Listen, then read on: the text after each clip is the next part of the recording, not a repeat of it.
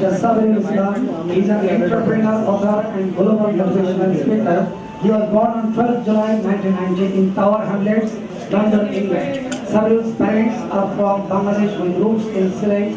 At the age of 13, Sabirul was hired by his 14-year-old cousin in his company as production director for designing and printing calendars for teachers. Sabirul's first business was a website design company called Sabirul Technology with his 6 friends of 13 to 14-year-old. At the age of 16, he was employed by Marine James as junior stock trader. At the age of 17, Sabirul wrote his first book, The World Natural Field, by spending only 3 months long hours. Having been refused by a number of publishers, he edited, designed, published, and marketed the book by himself. His book launch allowed him to become a motivational speaker. In the first 9 months following the launch, over 2,500 copies of his book were sold. At the age of 18, he got the book professionally published. The book then sold globally.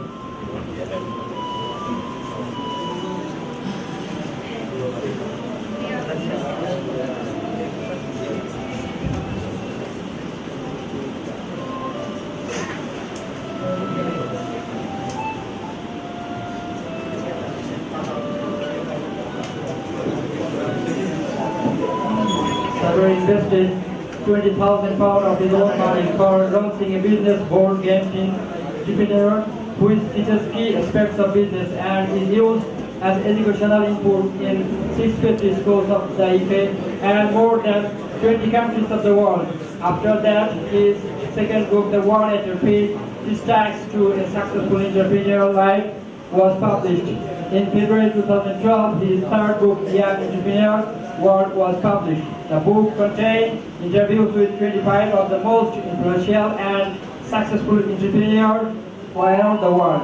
His books have been published in multiple languages, including Spanish and Bangla. In November 2010, Sabirul launched Teen Speakers Bureau, which is a speakers bureau consisting of 39 of the world's most influential young people, all under 25 on a single speaking platform, who have stories and talk on a personal, business, and political level to enforce change among society and striving to empower youth worldwide with a message that Generation Y has what it takes to be successful. It is in the same year he was selected as one of 25 global young entrepreneurs.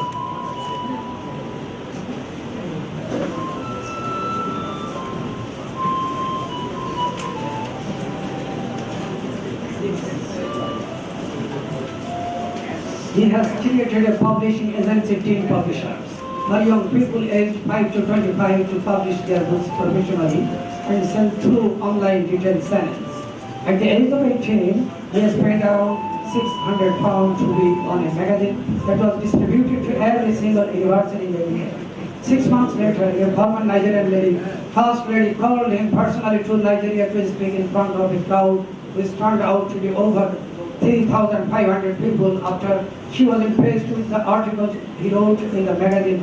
In November 2010, Sabirul launched Inspire 1 Million, a campaign to inspire 1 million people around the world to achieve success in life by delivering a host of events and seminars. In 2010, after receiving Junior Chamber International JCI Outstanding Young Persons of the World Award, Sabirul took the opportunity to launch his Inspire 1 Million campaign and asked for help from JCI to globalize this campaign. 45 nations came forward.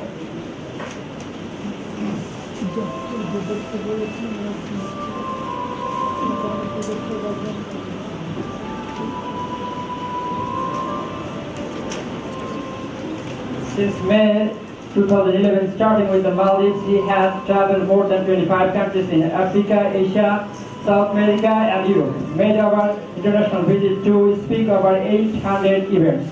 Total participants joining his project has so far exceeded 0.8 million. He is now branded as one of 100 influential British Bangladeshi. Since October 2013, Sabirul has been a columnist for Kotamalo. He writes a column, Nijer Patajoli, in the page Shopnodian, which is published on every Sunday.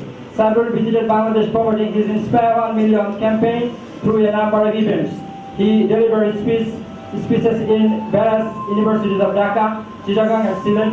He has also participated in many public lectures in various places and talk shows on satellite channels of Bangladesh. On 6 October 2015, Sabirul signed a memorandum of understanding with Dream 71 Bangladesh Limited for transformation of his Teen Tribunal board game into a more interactive mobile digital gaming app for iOS and Android platforms, aiming to promote entrepreneurship and financial education worldwide. The game app is expected to be released by March 2016 before Global Money Week. He married Nabila Jahan married in 2014. Developed by research College of Engineering and Technology with the help of Internet information.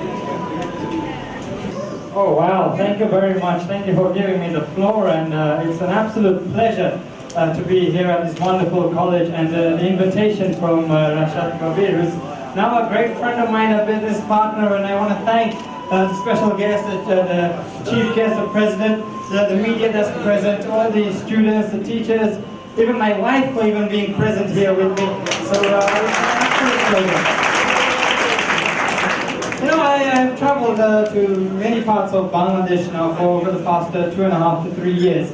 And this is actually my first actual event in the division of Khulna, so in Joshua. So it's an absolute pleasure knowing that my Shoshir Badi ain't too far away from me. It really does mean a lot to me personally to be here, so I'm very, very humbled by the invitation. You know, before I start, there was a little bit of a message given by the chief guest, and he was talking about the three people who are flying from Joshua to Dhaka. Now that hit me very much. That hit me very much. Why? Because one, as he said, will take the plane, the other would take the bus, and the other would walk, right? That's what he said. Now, if you're taking the plane, it's very expensive. You will go from A to B, from Joshua to Dhaka very quickly, as he said. Now, the one taking the bus will probably take a nap on the bus because it will take a good 6 hours to get there. Now, the one walking gets to see pretty much a lot of Bangladesh. He gets to see the people. He gets to see the lifestyle. He will feel hungry.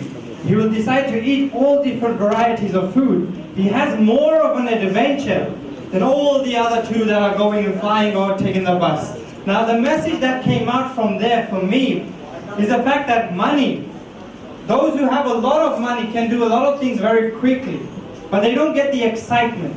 They don't get the excitement of the one who has very little, who has to struggle, who has to strive, who has to do so much in order to be able to achieve the little amount he wants to achieve. Now that creates something called a story. When you implement that in your own life, your life tells a story. Because every one of you is different. Every one of you has something in you that's unique because you are not the same as the person sitting next to you. You know, you may be from the same region, same area, same culture, same religion, same background. But you are still different. And that's every time I give a talk, I always say there's one of you out of a possible 7 billion people in the world. That makes you exceptionally unique. There is nothing more unique in this world than you. Now people compare, or people say that, oh, I want a gold ring, or I want a diamond ring, or a diamond necklace. Why? Because it's expensive, because it's rare. And that's why people want these things, because it has value. It has value, it's expensive, it's something people want. Now when you compare yourself to that piece of diamond, to that piece of gold, if a diamond, there's only one piece of diamond, if I hold that in my hand, the whole world will start chasing me. Right? The whole world will want me. The whole world would want me because I am exceptionally rare, exceptionally unique. Now think of yourself as that piece of diamond. Think of yourself as that piece of gold. Now if you are so rare, so exceptional, so 1 in 7 billion, the world will be chasing after you. But, there's a big but, there's a problem. The world must know you exist. The world must know about your presence.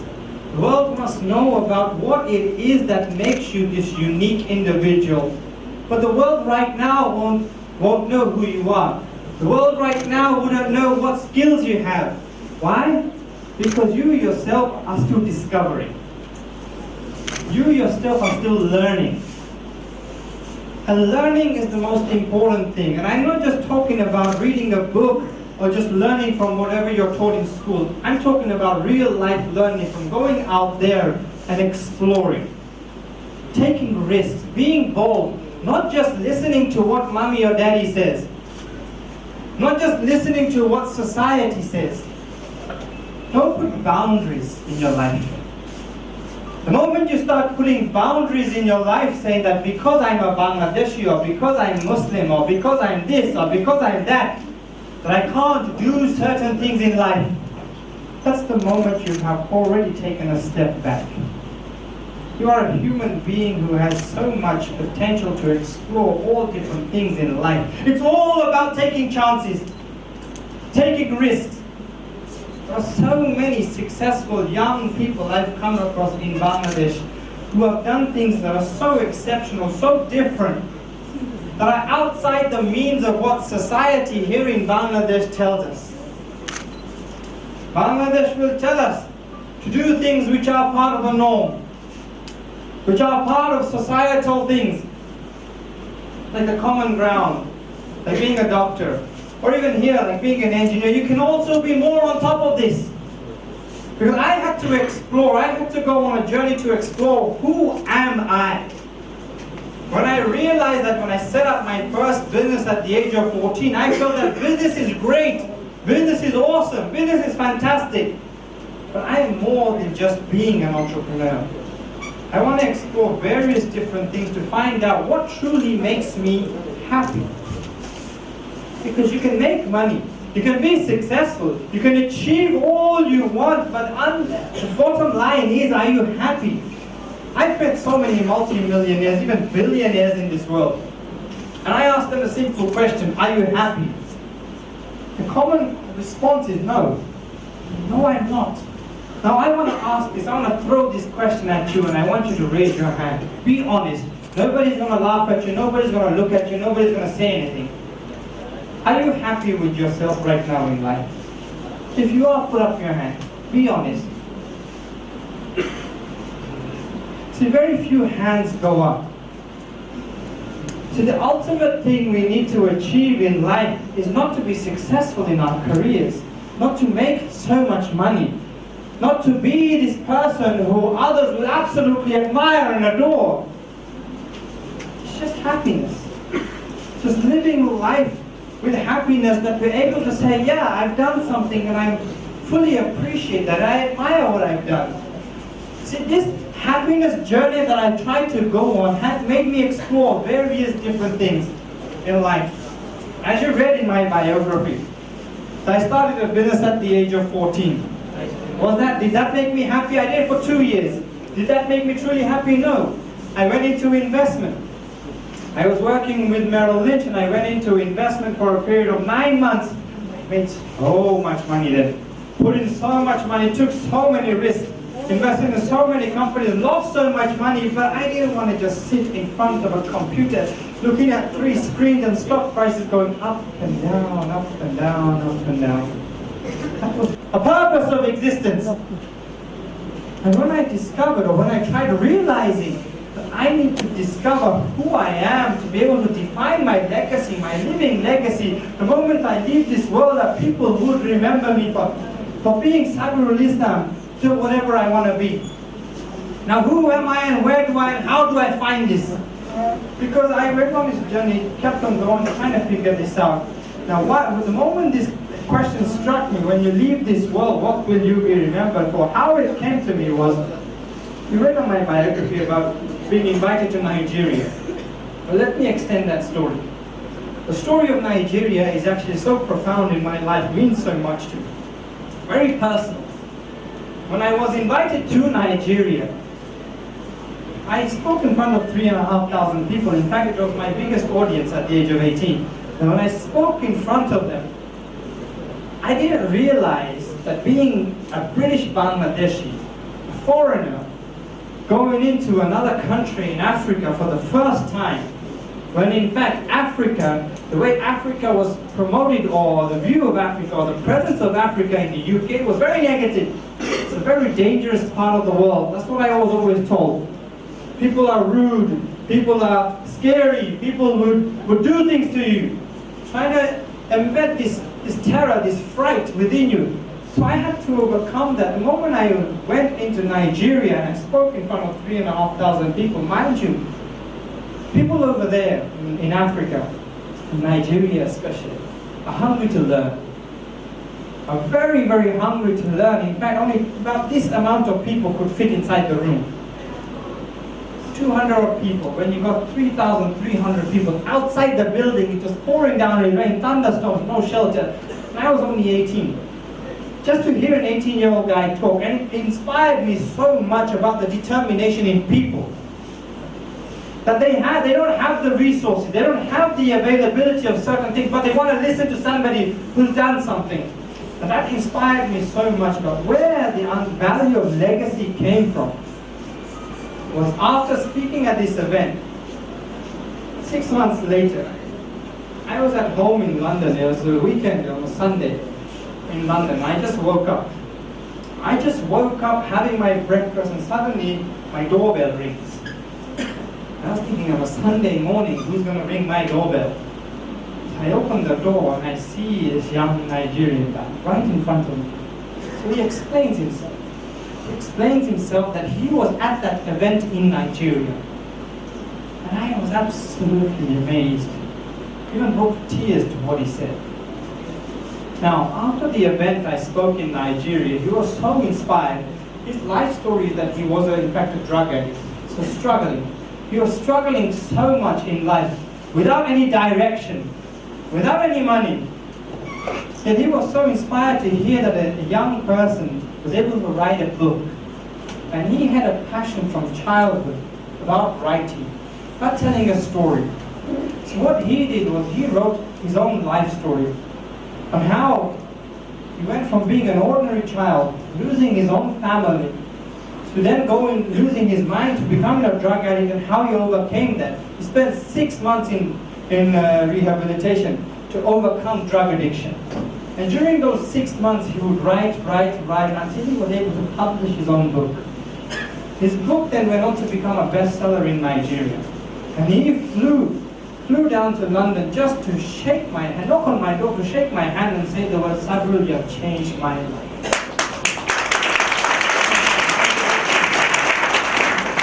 And that moment there and then on a Sunday morning, 6 months after that event in Nigeria, completely changed my life. That question struck me there and then. When you leave this world, what will you be remembered for? Now I want each and every one of you to be able to ask yourself this question. Right here, right now, how many of you actually know when you leave this world what you want to be remembered for? Put up your hand. 1, 2, 3, 4, 5, 6, 7, 8. Oh, more hands go up. That's great. The fact that you're able to know, or you're learning, you're discovering, it's very important that you find your face value. That you find the purpose of your existence. And this young Nigerian guy completely changed my mentality. Although I wrote a book, although I sold so many copies, although I inspired a few, I truly never believed in me, even at that point. But I'm able to make a difference. That I'm able to do something on such a grand scale, on a global level, until that young Nigerian guy taught me one lesson. To truly understand what self-belief is. Because he struggled, yet he was able to listen to somebody else and make a difference in his own life, which then inspired an entire nation in Nigeria. He had the courage to fly over, to shake my hand and say, "Sabirul, you changed my life." He brought me to tears. And there and then, when that question struck me, I went on a journey. I went on a journey to try and answer that question. When I leave that world, when I leave this world, what will I be remembered for? So I started discovering, I started once again mind mapping. What can I do? How can I combine my passion which was to speak on stage, which made me happy, with a childhood dream of mine. When I was very young, when I was around age 3, 4, 5, I used to every time get out my coloring pencil, and I used to draw and color the world map. And I used to draw and color country flags. Why? Because I had a passion to travel the world. I had a childhood dream to travel the world. But I was never able to. I was never able to from the very childhood level. In fact, even coming here to Bangladesh, my first time I came, I was about 3 years old. And after that, I didn't hear or speak or know anything about Bangladesh for around 20 years. So traveling was a big problem in my family. Because we were a low-income family, my family wasn't rich. So we couldn't travel, yet I wanted to. One of the biggest obstacles I had to face, in fact, at the age of 11, I was diagnosed with epilepsy. How many of you know what this is, epilepsy? It's a medical condition, it's a neurological condition where I have certain seizures and fits every now and again. And this condition, I was told by my doctor that I cannot travel. That I cannot even get on a bus on my own. I need to hold somebody's hand all the time. So I was thrown into a position at the age of 11 by my own doctor telling me that I have to hold somebody's hand to even go to school. These obstacles in life, I had a choice there and then to choose to learn to accept the decision my doctors made, or to try and overcome a medical condition, to prove to society that you can have a medical condition, that you can be disabled, you can have illnesses, you can have whatever issues and problems in your life, yet you can still be a somebody, and you can still achieve something in life. Why I believe that so much is because I've seen people, even here in Bangladesh, with no arms, no legs, still doing something to be able to make themselves feel proud and be happy of who they are. And that inspired me so much that I said, no, I'm going to prove my doctor wrong. So having traveled to Nigeria, having heard this Nigerian guy come over to my home and shake my hand and say, "You've changed my life," I wanted to combine my childhood dream to travel with my passion, to make me the ultimate happiness, to give me the ultimate happiness in my life. Nothing can be more happy than living your childhood dream and doing something you love. So when you combine these two elements in life, that's when I came up with the idea of Inspire 1 Million. To speak on stage just like this, but in front, or to reach out to 1 million people worldwide. So when I came up with this idea, I knew that this journey would encourage me to travel, to go to different countries, to go to different mediums in the world and actually reach out to different people who have different lifestyles, who are living different, who are experiencing all sorts of challenges, and yet give words to be able to encourage them to make even the smallest contribution to be able to make the world a better place. And for me, that helped me start my own legacy, what I want to be remembered for. And slowly but surely I started connecting because I understood something. And even then, money was an issue because I didn't have that much money. I wasn't a huge, mega rich person. But I understood what face value was. I understood what that diamond, being that diamond, meant. Going through that journey from the age of 13, from being fired by my cousin to the age of 20 when I set up Inspire 1 Million, I understood what being a diamond felt like. Why? When you discover what it is you hold, when you discover your passion, when you discover your self-value, you no longer need to knock on doors. You no longer need to go out to people and say, can you help me with this? I'm setting up a business, I need your help. I need this, I need that, I need your support. You no longer have to do that. People come to you. You reverse the role of society because you suddenly are this diamond. You've discovered what it is that makes you exceptional. So when the world starts coming to you, you get offers from here, there, and everywhere.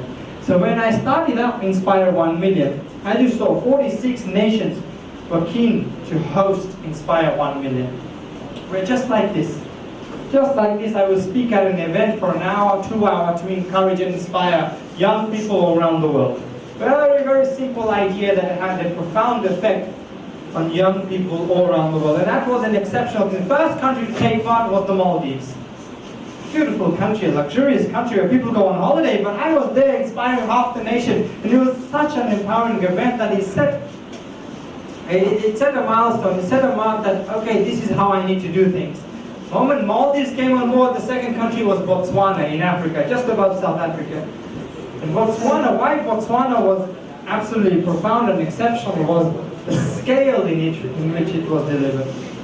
I never understood the importance that my message had to certain people around the world, to the point I went to Botswana. When I went to Botswana, they didn't even tell me how many events I'm speaking at. They didn't even tell me how many people I would reach out to. They didn't even tell me their budget. They didn't even tell me anything. They just said, we are inviting you, you are coming here, this is what we're going to provide for you, you will be surprised. So that element of surprise is what I was waiting for. So when I went to Botswana, they told me I'm speaking at 43 events in 12 days in 10 cities in Botswana, doing a 360-degree road trip across the entire country. And I was absolutely gobsmacked in which the scale in which a nation would believe in you. And one thing I learned about the world, or about even our home nation of Bangladesh, is sometimes we are not fully appreciated.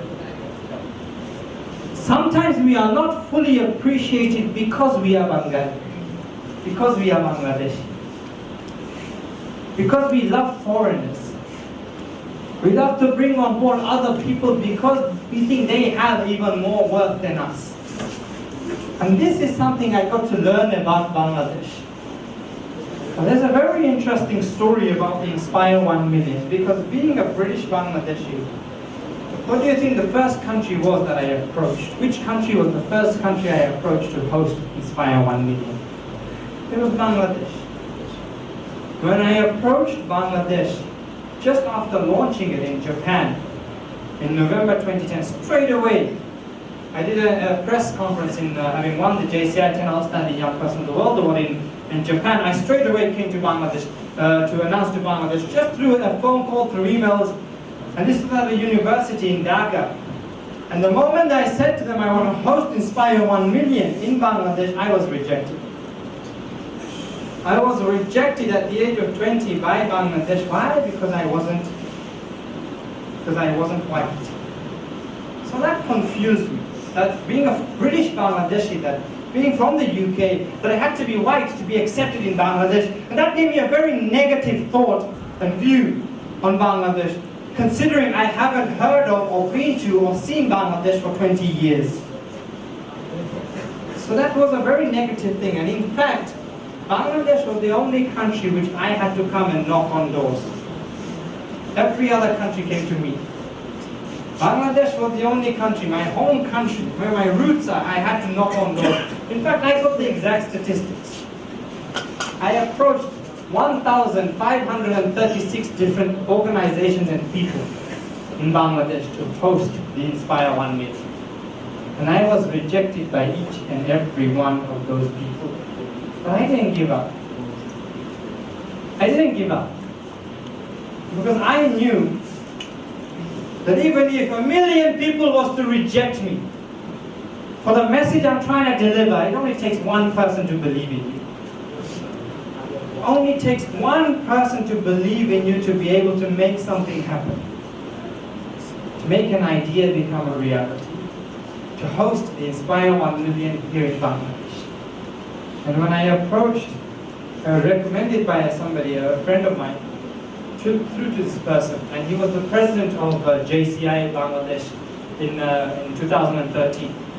So when I approached him, he just shared my message that I want to come to my home nation, to my roots, to be able to inspire the people of Bangladesh.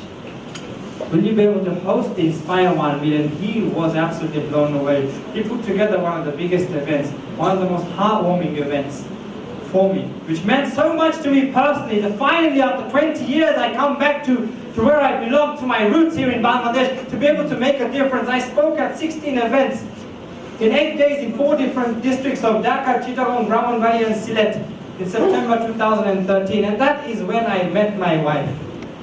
That is when I also met my wife. And it was such a momentous occasion for me that finally Bangladesh has accepted my dream, my vision to be able to make a difference in this world. And since then, I've actually reached the 1 million milestone. I reached it actually here in Bangladesh last year when I hosted an event at the Protamala headquarters in Dhaka. I reached the 1 million milestone exactly after 4 years of having this dream.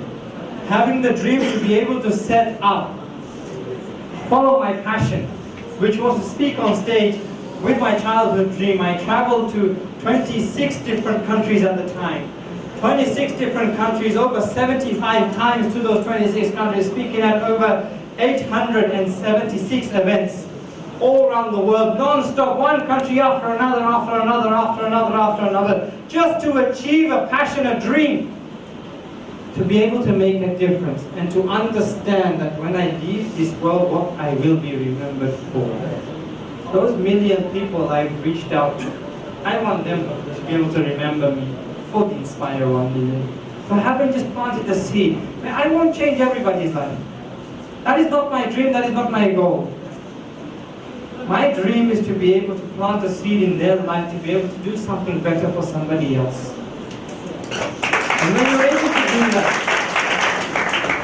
able to do that, you're able to make the world a better place, because we have so many people here in this world who have high egos, who are arrogant, who are disrespectful, who are doing things which are not part of good culture, who don't embrace things that have the certain value that we need to require as good to be a good human being.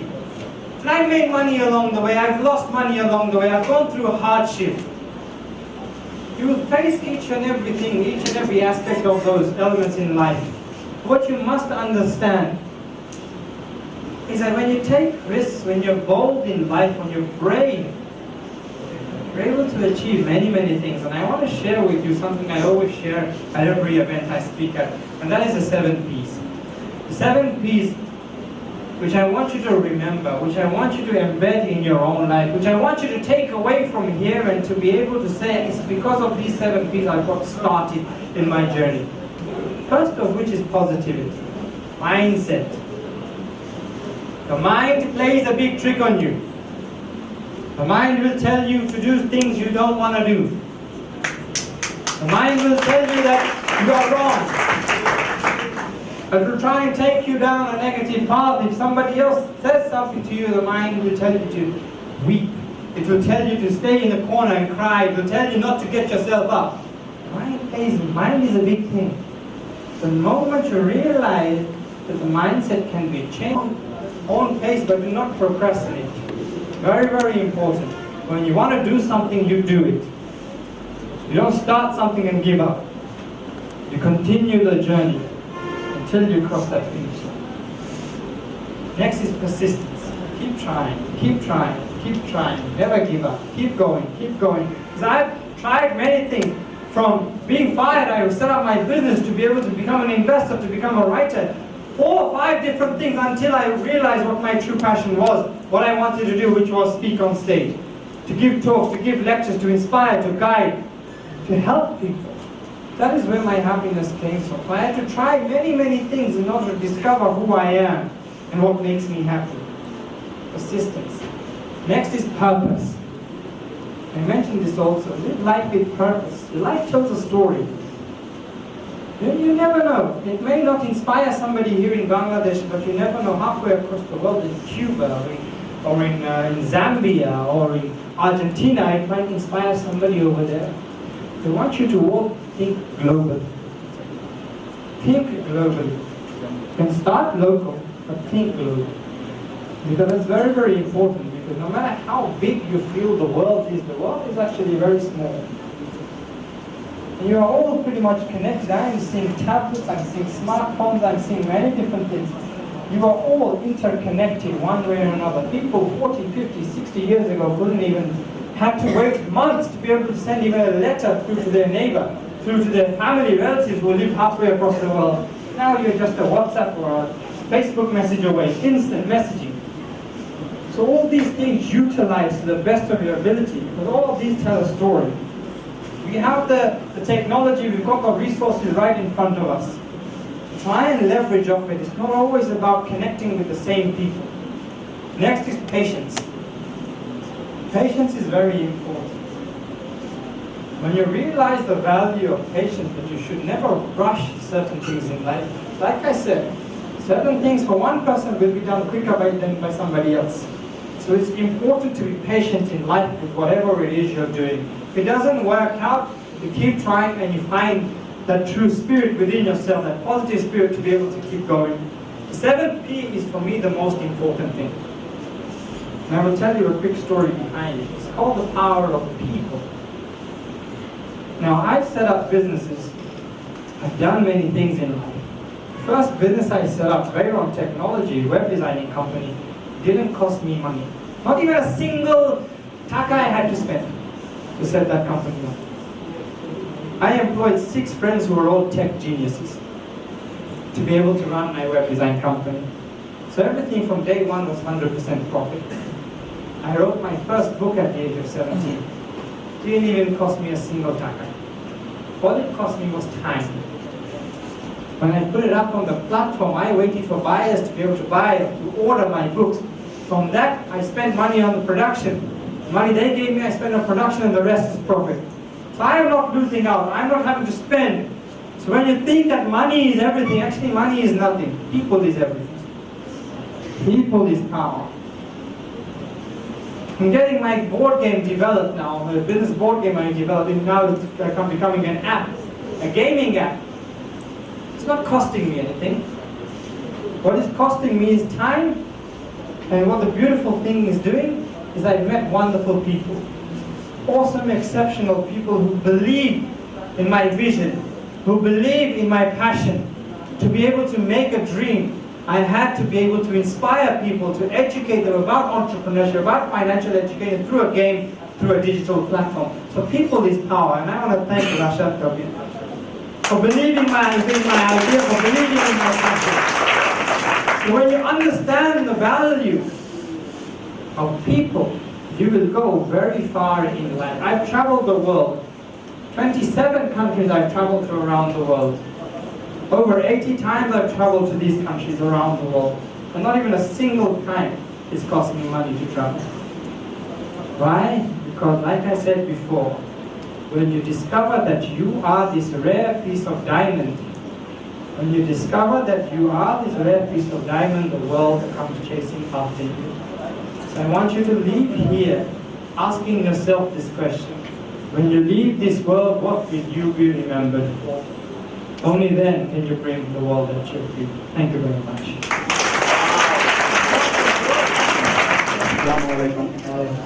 I am S.K. Shibli, second semester BSc in Electrical and Electronic Engineering. At first, welcome to our DCMC College of Engineering and Technology. In your speech, you said that if I'm talking about my country, about my religion, that means I'm putting up boundaries. I'm stepping back. So what do you think, a poor developing country like Bangladesh, is there any possibility or any opportunities for a young teenager to come out from all the obstacles of our society and do the job like you? Thank you. Of course, why not? Because when you look at Bangladesh, Bangladesh is a developing country. So it's the ultimate time to be in Bangladesh, to invest in Bangladesh, to do things for Bangladesh, for the betterment of the country and the betterment of the people. When you look at Bangladesh, one thing I compare it to is a canvas. You look at UK and America, these are all developed countries. Developed meaning that this canvas is already painted. You can't paint anything else on this. To paint something, you need to zoom in very deep to find a little dot to put yourself on. Whereas Bangladesh is a half-empty canvas. Assalamu alaikum. I am Mike from electrical third semester. My question is, how did you have the ability to take initiative at the age of 30? 13, well, I was inspired. You need to have some sort of inspiration in your life, because I was inspired by my cousin. My cousin is somebody I followed from childhood. Whatever he did, I just felt like, oh, he has this aura about him, he has this presence about him. I wanted to be like him. So when I started following his journey, he set up his own business. I decided, let me go ask him. I was so nervous, I drew up a CV. I didn't know what to put in it, but I drew up a CV, handed it to him. He looked at it, he tore it apart and said, hey, why are you giving me a CV for your cousin? So he gave me a job, made me director. So I felt like I had a presence, I felt like I had authority, but I didn't know what to do. And because I didn't know what to do, I got fired. So, but for me, what hurt me was the fact that he was my cousin and he had the audacity to fire me. That hurt me, so I turned over a new leaf and said, I'm going to come back to prove him wrong. But why I went in to ask him is because I just simply felt that what he's doing is so exceptional. So you need to have role models in your life. You need to have inspirational figures. You need to look up to people. Life is like a staircase, by one step at a time. You don't want to look up to celebrities so high up that they're too far and out of reach. People who are close to you. Start off with family, relatives, friends, people in your community who have done something different. If they can reach that level in your community, you look up to them. Once you reach their level, then you look up to somebody higher, and then higher, higher, one step at a time. Problem with us is we are so celebrity oriented. Us young people are so westernized nowadays that being young, we look on television and think, oh, I want to be like him or her on TV, who are these big, big celebrities. And the issue we face is that we can't be like them instantly, because we are looking too far up too soon. So the idea is one small step at a time, and that's how you will do it. Thank you. Assalamualaikum. I am Minton, BSc in Mechanical Engineering. I would like to mention a question like this. We are studying in private university, but our country has so much discrimination between public and private university. So even in this situation, how we can overcome this discrimination? Well, no matter how much, although discrimination is wrong, I wouldn't say it's right, but no matter how much discrimination they put, you once again have a choice whether choose to accept it or not. If you feel that this discrimination is affecting you, you are choosing to accept it. So what you need to do is still do your own thing and live your own life, be your own person. Because I could, like I said, I could say so many things about you. You're terrible, you're awful, you're ugly, you're this, you're that, whatever. But you choose to accept my words or not. You understand?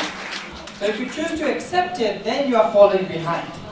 So the world will say many things about you. Even when you rise to the top, people will discriminate against you. People will say awful things about you. But that just means they're giving you attention. Leverage off that attention to be a better person, to overcome them. How do you overcome it? It's just making your own choices, creating your own life, telling your own story, and that's not hard to do.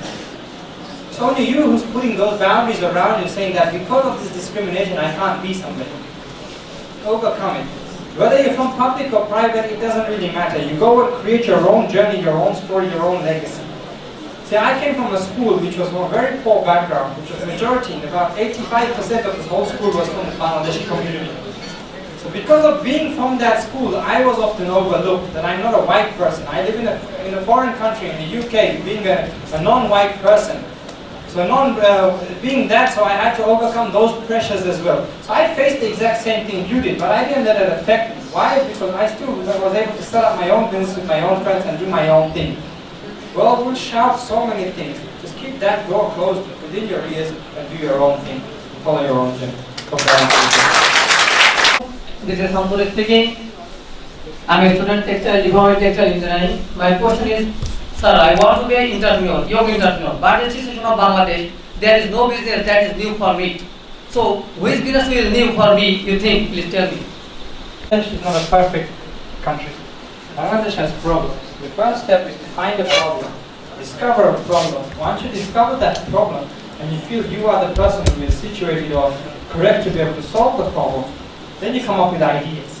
When you come up with ideas, you will realize that if you are the person who can solve this problem, your idea will then become big. How? Through people.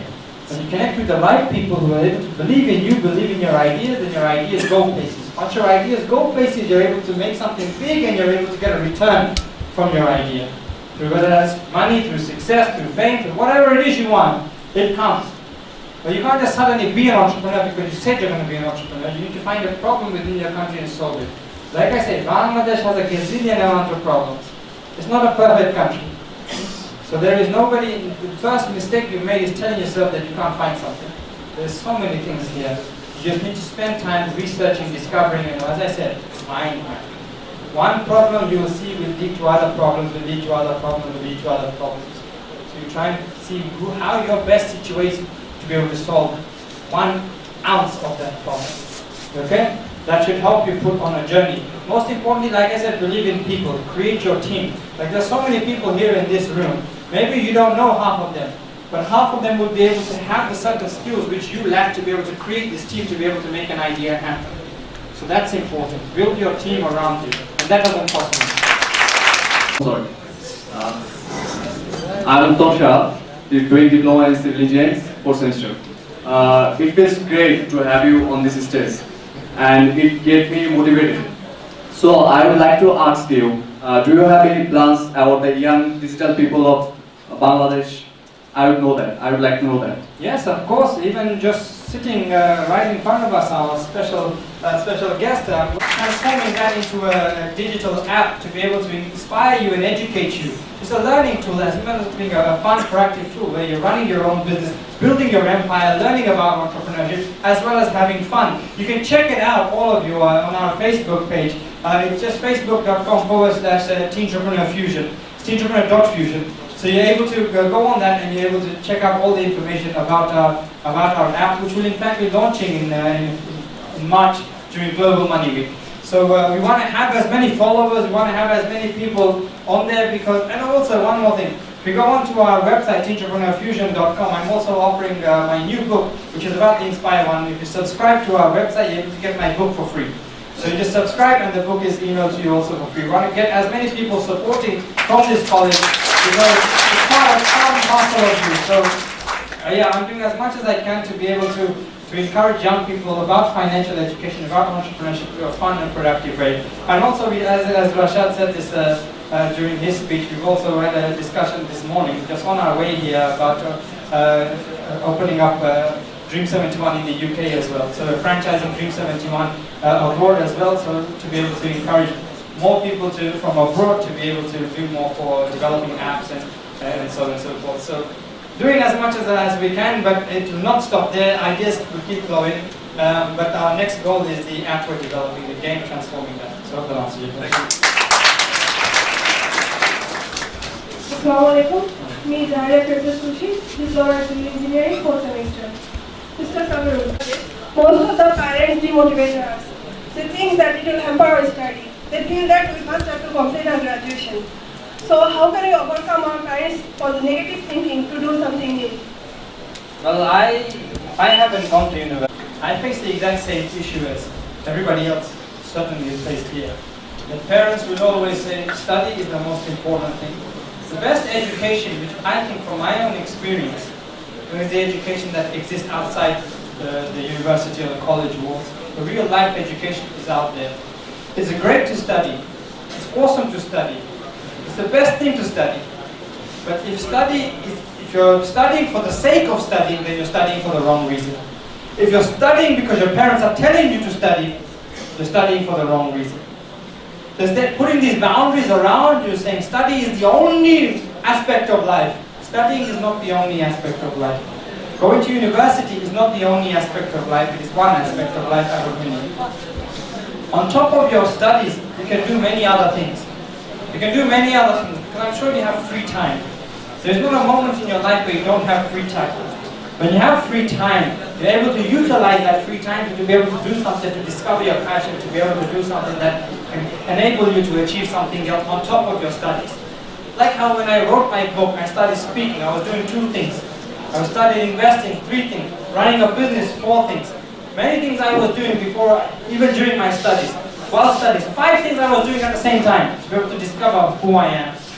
My parents told me I need to go to university. I applied for university, but I made that decision and stand that I'm not going. Because if I go, I will have to give up those 4 things at the same time because of the pressure that parents give. So what I ended up doing was making that decision myself, taking a stand. And sometimes you have to make that decision. Sometimes you have to be brave against your parents. And sometimes you have to even show them how other people here in Bangladesh have done it. Because there are people in Bangladesh who have not gone to university and have succeeded. And what you have to know is university, after this or after you finish here, doesn't mean university is over. You can go to university whenever you choose, whenever you want to. University is always open for you. Doesn't mean that your life begins after university. Your life begins from the day you are born. That's what you have to understand. That's what parents have to understand. And that's how we as the young generation need to inspire them. Because sometimes they are not as educated as we are in terms of what's out there currently in this world. So we need to educate our parents. So it's your duty to be able to do that. So if you're able to give them that concrete evidence that this is what I'm going to do, this is the journey, and this is the success I'm going to bring, you will open their eyes. But have that chat with them, be brave, and as confident as you can. Assalamu alaikum. I'm Akash Shawan, diploma in computer engineering. I know you are very good entrepreneur. Please tell me what are the most common mistake first time entrepreneurs make? Please tell me. Oh, not believing in myself. I mean, I didn't know how to put together this team. I thought, who do I bring on board? What do I do? Maybe take these risks. These are very challenging decisions I have to make. I made many mistakes. Even the simplest thing of pricing a website design. I didn't know anything about the web design industry. Before I employed my 6 months, I was doing everything on my own. As I was doing it on my own, I managed to get a website developed from another friend of mine. And 20 pounds, it's around 240 taka. That's, sorry, 2,400 taka. That's how much I sold my first website for. And I realized that I was selling it for such a bargain, for so cheap, that I got to learn about the industry. So I was learn from my mistakes. But mistakes are good. Mistakes is what helps if you learn and you're able to teach yourself what are the rights and wrongs. If you're just doing things in life and there's no element of failure, no element of mistake, then you're really not experiencing life. You're really not experiencing something. It's great to achieve success. It gives that short-term happiness, but the mistakes and failure, that hardship is what really tells the story. So for me, those are most important. Putting together a team was very hard. The right people. Sometimes best of friends are not the answer. Sometimes networking and communicating with wider people outside your boundaries, outside your social circle, that's very important. So those are the challenging things. But there are challenges day in, day out when trying to become an entrepreneur, trying to run a business. But ultimately, it's just a matter of belief that you're capable of doing it and you're capable of overcoming these phases. And I learned that too myself, and sometimes these hardships can really bring you down. And I even faced it this year as well. But I had to always pick myself up, knowing that the mindset is the most important, positivity. Hope that answers your question. Thank you. Bangladesh, whatever you bring to the table, no matter whether you start it or not, the idea is already benefiting Bangladesh. So can I have quiet, please? It's hard to answer the question. You're already benefiting Bangladesh because you're already a million steps ahead of people who already tell themselves, I can't do it. You understand? So when you're able to come up with the simplest of simple ideas, then you're able to get started. Like I say, network, connect with people. Connect with people to make that idea happen. For the betterment of Bangladesh, you don't have to change Bangladesh as a whole. You start off from local, your community. Betterment of people. Your local community, if they remember you from the day after you pass away, that means you've left a legacy behind. So I spoke about legacy. Legacy is so important. Don't think you can change the world. No one person can change the world. But you can leave a footprint in this world. You can leave a mark in this world that other people will always look up to and say, it's because of him we're doing this. So think of something that you can do to be able to inspire yourself and to inspire those around you to be the betterment of Bangladesh. Ideas are always creative. Be creative, be energetic, and mind map to be able to make it happen. Hope that answers the question.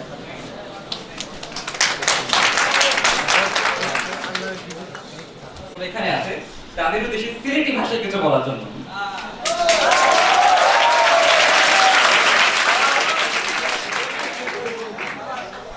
আসলে সিলেটি ভাষায় মাঝে একটু কষ্ট আছে। আমি আসলে বাংলা বেশি বুঝি না, বাট সিলেটি মোটামুটি বুঝি। So I think that should be enough.